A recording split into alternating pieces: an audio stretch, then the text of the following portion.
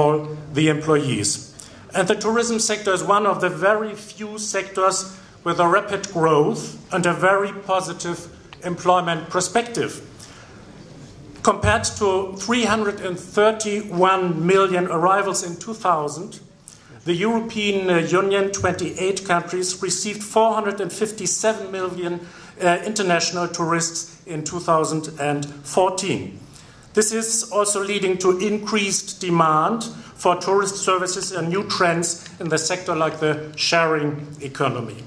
This peer-to-peer based economy and sharing of access to goods and services is also referred to as collaborative or C2C, consumer-to-consumer economy.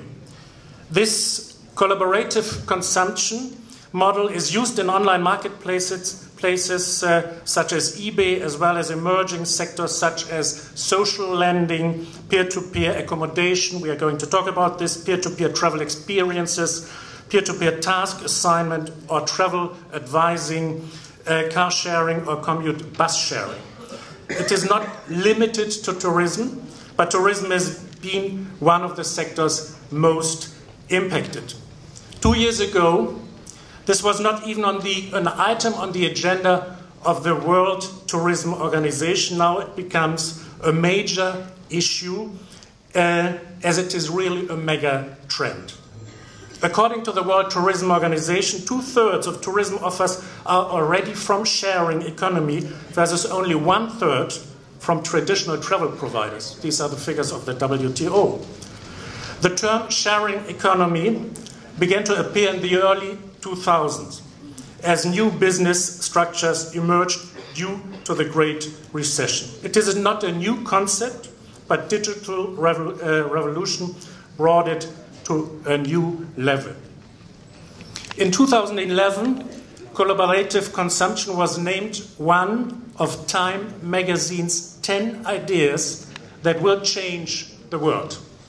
The UK government, in its 2015 budget, has set out objectives to improve economic growth, including making Britain the, and I quote, best place in the world to help unlock the potential of the sharing economy. The Harvard Business Review argues that sharing economy is a misnomer and that the correct word for this activity is access economy. The authors say when sharing is market mediated, when a company is on an intermediary between consumers who don't know each other, it is no longer sharing at all. Rather, consumers are paying to access someone else's goods or services. The economy is operating in all parts of the tourism sector. Concerning accommodation, we talk about 9 flats, home away, window, and Airbnb, which are renting living space on a daily, weekly, monthly, or even longer basis. I want to focus my contribution on the example of Airbnb. Airbnb mean, I think you know, air, bed and breakfast. This company went online in 2008. Airbnb says about itself, and I quote, traditional hotels are experts as far as services are concerned. They are working with a handbook. We are experts of hospitality, which comes from the heart. That's what they say. They also say we are democratizing the hospitality, and we are the real revolutionaries. We are not, another quote, we are not offering an accommodation, but a home. Finally, with Airbnb, they say you travel not to Paris, but you live in Paris. Airbnb promote global peace and a better world. Very ambitious. But ladies and gentlemen, Airbnb is anything else but not a charity organization. The hostpreneur, how they call the hosts, have to pay a service fee of 6 to 12%, which depends on the booking amount, and on top of this, another surcharge of 3% for currency conversion. Today, they are already offering more than 2 million accommodations. More than 60 million people have already booked their accommodation through their website. 25 million last year, only in 191 countries around the world. The earnings of Airbnb run up to nearly 1 billion last year, and they will reach it certainly this year. There are no informations on the fortune of the Airbnb founder available, but the CEO of Uber, the taxi drivers, Travis Kalanick, has an estimated fortune of $5.3 billion.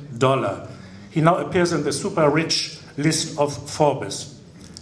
Airbnb has been valued at more than $20 billion. This places the company already ahead of major chains such as Marriott and Starwood, and as far as market valuation is concerned. And Airbnb is planning to get at the stock exchange this year in 2016. How competition is reality already today is shown by the example of Spain. I don't have figures about Greece, but Spain. In Spain, almost 50% of the capacity in urban tourist accommodations is marketed by P2P, peer-to-peer platforms. In 4 major cities in Spain, the P2P platforms offers already greatly exceed the capacity offered by the regulated accommodation sector, so by you. In many big cities like Berlin, New York, Paris, or Barcelona, many homes are not available for permanent tenants anymore, but only for city tripper. Whole streets are misused because more and more multiple whole units are being rented out at the same time by one single host, especially operating as a rental agency. And indeed, online travel agencies, which had been trading with the regulated sector earlier, are engaging more and more in P2P platforms as well. In August last year, Airbnb made a $1.5 billion investment in China in partnership with Chinese investment firms. It actually becomes more and more an attractive field for real estate investors. There's a transition from sharing one's space to renting it for profit. Commercial suppliers deliver exactly what Airbnb benefits most: complete apartments all year available. This is exactly what property investors are looking for. So we are not talking about a niche sector anymore. We talk about big business.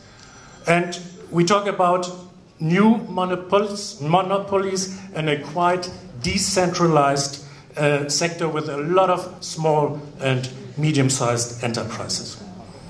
Therefore, it does not come to a surprise that Airbnb offers training to its clients, the hosts. So seminars are, for example, about the question, how to become a better entrepreneur? How can we optimize the pricing and the value? How can you work with weekend and off-season tariffs? And how can you juggle with early booking and last-minute discounts? The slogan of these training seminars of Airbnb are, I promote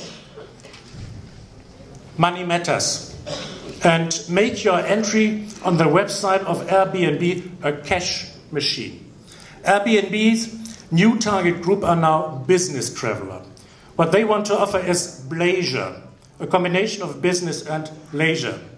They are offering its hosts a new certificate called Business Travel Ready, which is including a round-the-clock check-in. And they are operating now with digital lock services, which eliminate the personal key handover, and host absent rentals are dominating more and more their business. The friendship between the guest and the host, which was the starting point, is more and more disappearing. It becomes a normal touristic product. What do the clients say? The clients, the guests, as well as the hostpreneur. You can visit the website called Airbnb Hell. This website seems to be successful because Airbnb is deleting critical comments of their customers on their website. Consumers and consumer organizations are complaining about nearly everything. I want to get into detail.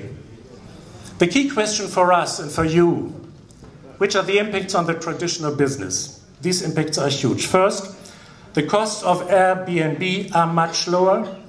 The platform has zero marginal cost, in that a new room can be incrementally added to the platform with negligible overhead. Airbnb offers a much wider range of products and services than hotels. Airbnb user can rent anything from an apartment to a yurt. Airbnb can potentially expand supply wherever houses or apartments already exist. They do not have to build new accommodations or to employ new staff.